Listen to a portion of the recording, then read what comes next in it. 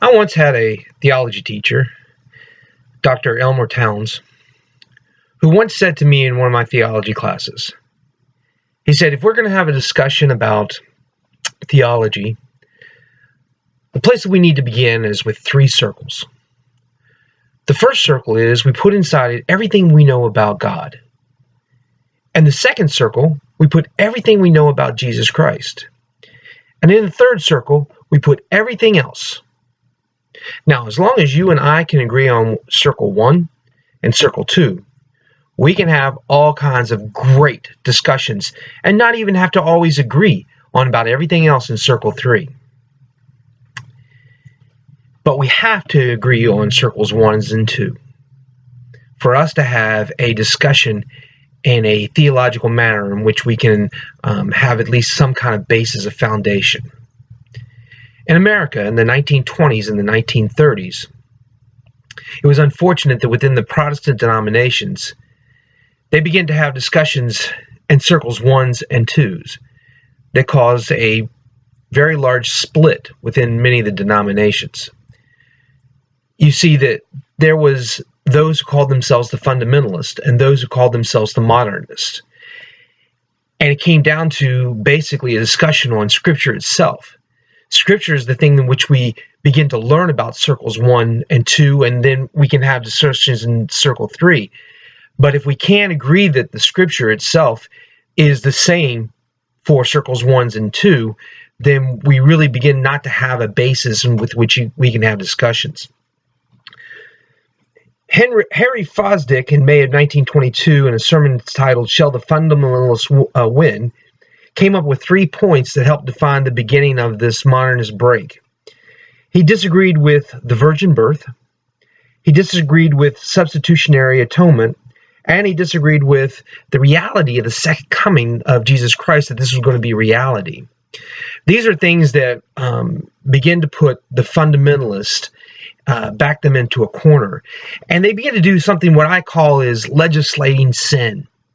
One of the big things that happened, they thought, here's a point where we can begin to take back the things which we are losing within our Protestant denominations, is that we will draw a line in the sand. This line in the sand was called the Scopes Trial of 1925. A very famous fundamentalist, his name was William Jennings Bryan, was part of the prosecution in a place called Dayton, Tennessee, where they brought to trial a man named John Thomas Scopes for teaching evolution in the classroom, which was under the Butler Act for education in Tennessee was illegal. And they begin to have a court case. On the defense, we have Clarence Dayton, who represented the fundamentalist ideas. The Martinist ideas.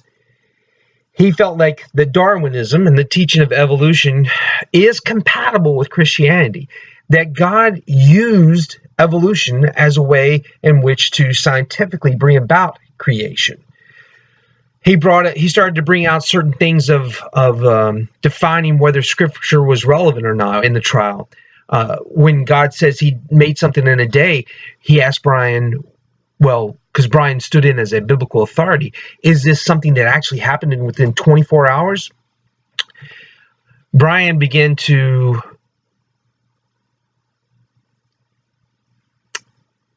concede certain points.